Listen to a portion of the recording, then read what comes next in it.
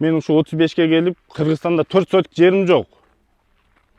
Дагы айтасыздар 7 миллион, 7ден төрөгөлө миллион берем. Каяка батсасыңар анда калганын. Макул силер айтасыңар азыр ГИКке баргыла деп. ГИКке барсаң 6 ай өкмөттө иштешиң керек экен. 6 ай өкмөттө иштебесең ГИКтен үй бербейт экен. Анда биз кантип ушу үй алабыз ошо ГИКтен, айткылачы. Бар жоктунда элдин ыңгайына караштырып берсеңиздер, сиздерден сураныч.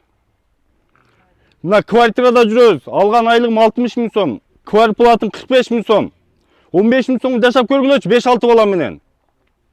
Мен миграция тармагында 15 жыл ашык эмгек кылдым да.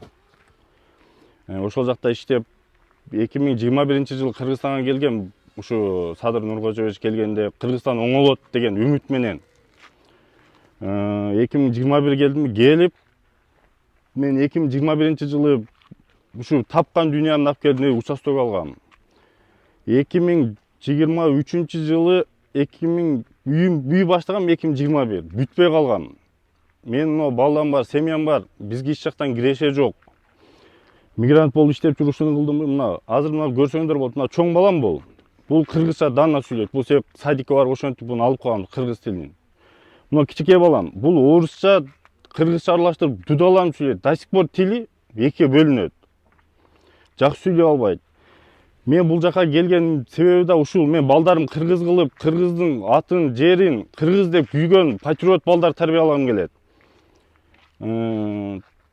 Мынакей, мен эсли кетем десем, башка мамлекетке кетип, башка жакта биз жүрсөк болот эле.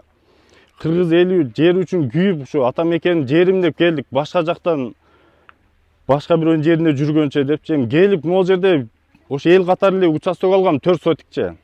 Үй салып, бар жок бүттү.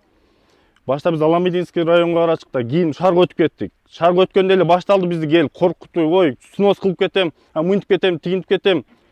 Биз мына чоңдордон суранат элек да, биз кимбиз? Бар жок кыргыз деп күйгөн, бар жок кыргыз.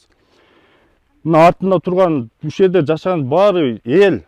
Эл менен эсептешиңиздер. Мына Кулмурзаев бизди алдап кетти. Эми Кулмурзаев айтып атат, биз силерге саткан эмеспиз деп. Биз канча жолу арыз жаздык. Анын үстүнөн эч ким иш да козгогон жок. Ал спокойно жүрөт. Жанагы сотко барганда айткан, мен силерге саткан эмесмин депчи. Биз мына мыйзамдуулукту талап кылабыз да. Биз бирөөнүн жерин басып сатып алып же бир коркутуу, үркүтүү жок бул жерде. Бар эле өзүнүн жери, карапайым эл, өз эмгеги менен алган жер.